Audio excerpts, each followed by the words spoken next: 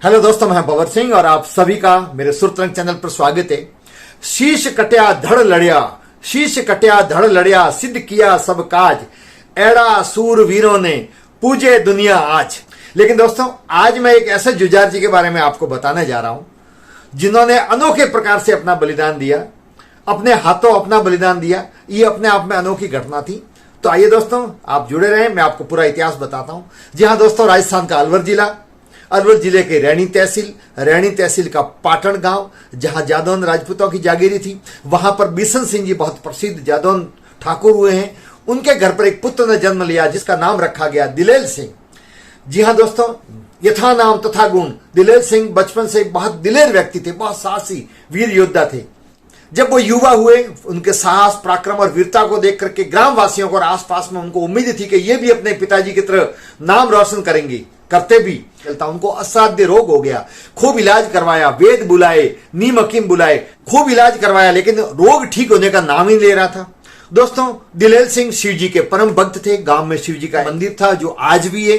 वो शिव जी के वहां पर सुबह शाम जाते थे, पूजा अर्चना करते थे, ध्यान करते थे, शिव जी से आराधना करते थे कि हे शिव भोलेनाथ, शिव तुम साकार रूप हो, शिव तुम सुंदर रूप हो, तुम्हारा भोलापन बहता है सारे जग को, इसलिए तुम सब देवन के भूप हो, देवों के देव महादेव को अर्ज की।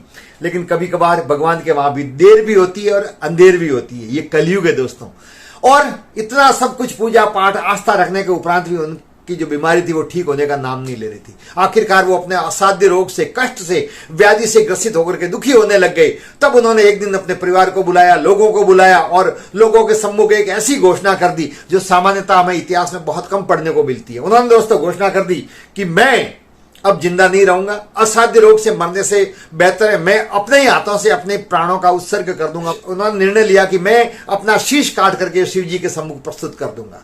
और उनके परिवार वालों ने उनको खूब समझाया, उनके रिश्तेदारों ने समझाया, ग्रामवासियों ने समझाया, लेकिन रघुकुल रीत सदा चली आई, प्राण जाए पर वचन न जाई। उन्होंने जो एक बार जुबान से कह दिया तो अपनी बात पर वो अड़िग रहे। परिवार वाले रुदन करने लग गए, परिवार व्याकुल हुआ, खूब समझाया, लेकिन उसका उन पर कोई असर नहीं हुआ। आखिरकार जब परिवार वालों को यह पता लग गया कि दिलेर सिंह तो दिलेर व्यक्ति हैं, इन्होंने एक बार कह दिया तो निश्चित तौर पे ये अपने प्राणों का बलिदान दे देंगे, तब उनके ऊपर पहरा रखने के लिए 2 पहरेदार लगा दिए और उन पहरेदारों को सख्त हिदायत दी कि 24 घंटे पहरेदारी करोगे। ये ऐसा कोई कदम नहीं उठाए जो इन्होंने घोषणा की। अब दोस्तों क्या थी, 24 घंटा पहरेदार साथ में रहने लग गए। अब वो चाहते तो थे शीश काट करके शिव जी को चढ़ा दे और अपने जीवन लीला को समाप्त कर ले, लेकिन संभव नहीं हो रहा था। उनका जो निवास स्थान था पर वो छत पर सोते, मेड़ी पर सोते, तब भी पहरेदार साथ में होते थे। उन्होंने शिव जी से आराधना की कि हे प्रभु, मैं तो तेरे शरणों में हमेशा के लिए आना चाहता हूं, लेकिन तू मेरी भी कहां सुनता है। चलो मेरा रोग ठीक नहीं करवाया तो कोई बात नहीं, लेकिन दोनों तो तुझे अधिकार नहीं है, तू ठीक भी मुझे नहीं करे और तेरे शरणों में भी मुझे हमेशा के लिए नहीं ले। अब फिर एक दिन की बात है दोस्तों, वो भगवान से आराधना कर ही रहते कि हे प्रभु सुन लो, मेरी सुन लो। वो ताक में भी थे कि कब मुझे मौका मिले और मैंने जो कहा है मैं अपनी बात को पूर्ण करूं। एक दिन काफी समय निकल गया, लेकिन फिर आखिरकार उनको वो मौका मिल गया।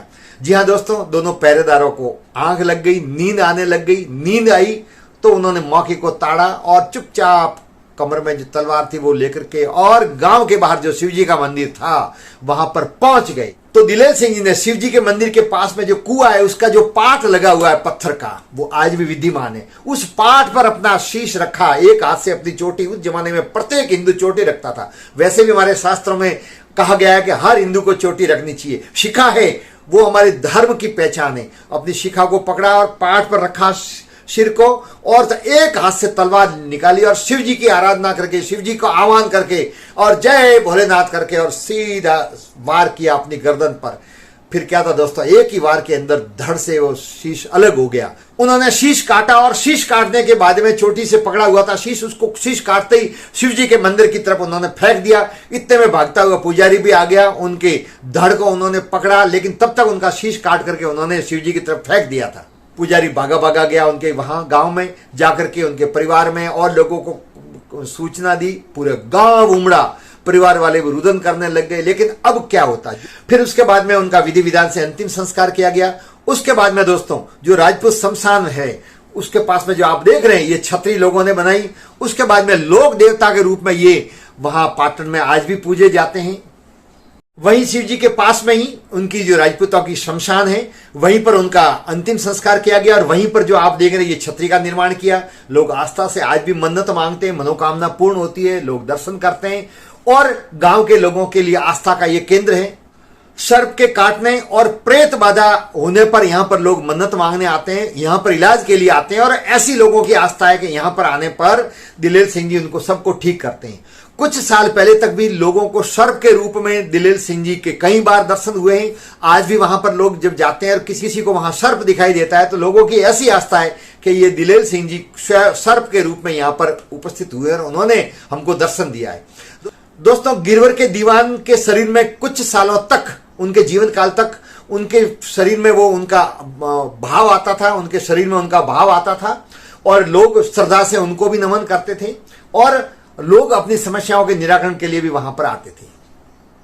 तो दोस्तों, हमारे राजस्थान में ऐसे अनेक जुझार हुए हैं, वीर हुए हैं, मामा जी है, जिनके पीछे कोई न कोई गौरवशाली ऐतिहासिक घटना छिपी हुई है, जिनके बारे में हम दुर्भाग्य से बहुत बार अनभिज्ञ, हमारे पाठ्यक्रम में हमें दुनिया भर की जानकारी हमको बता दी गई। उन मुगलों के इतिहास को बताया गया, उस मुस्लिम आक्रांताओं के बारे में बताया गया है, लेकिन हमारे आसपास में एक से एक बढ़कर के वीर पराक्रमी योद्धा हुआ है, जिन्होंने बहन बेटियों की लाज की खातिर, गायों की रक्षार्थ, धर्म की रक्षार्थ और अपनी आन बान और शान के लिए हंसते हंसते प्राणों का उत्सर्ग कर दिया, जिनको हम आज जुझार जी के, मामा जी के वीर के रूप में गांव गांव में पूछते हैं। लेकिन दुर्भाग्य से उनका इतिहास न हमारे पाठ्यक्रम में पढ़ाया जाता है, न उस गांव में और उसके गांव के आसपास में इतिहास उपलब्ध है।